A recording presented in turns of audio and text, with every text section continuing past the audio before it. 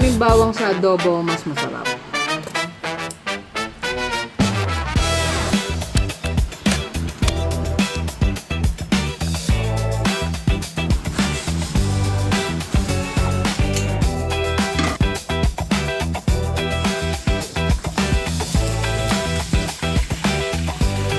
Prituin lang natin yung manok.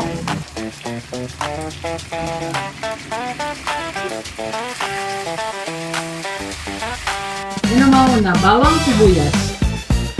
Unahin na natin ang sibuyas.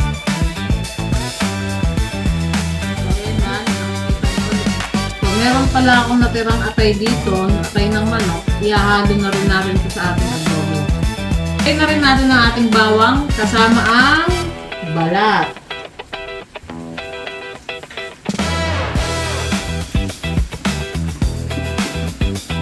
Ayan lang natin maluto pa ang ating manok. Natin ng toyo. Lagyan na rin natin ng suka.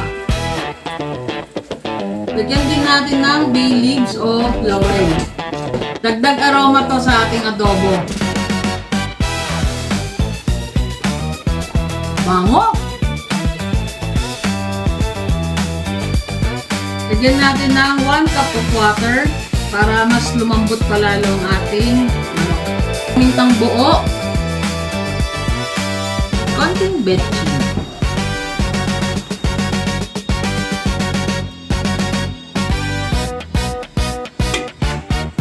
Lagyan natin ng konting brown sugar.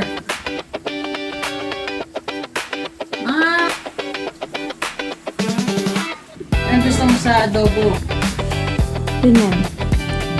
Ako ang gusto ko sa adobo, yung pinaglutuan lalagyan ng kanin.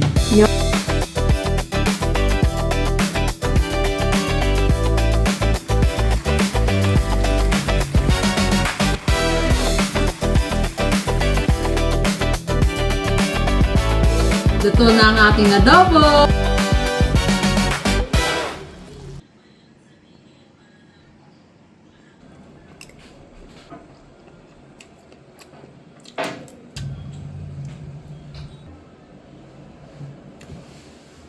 Sarap.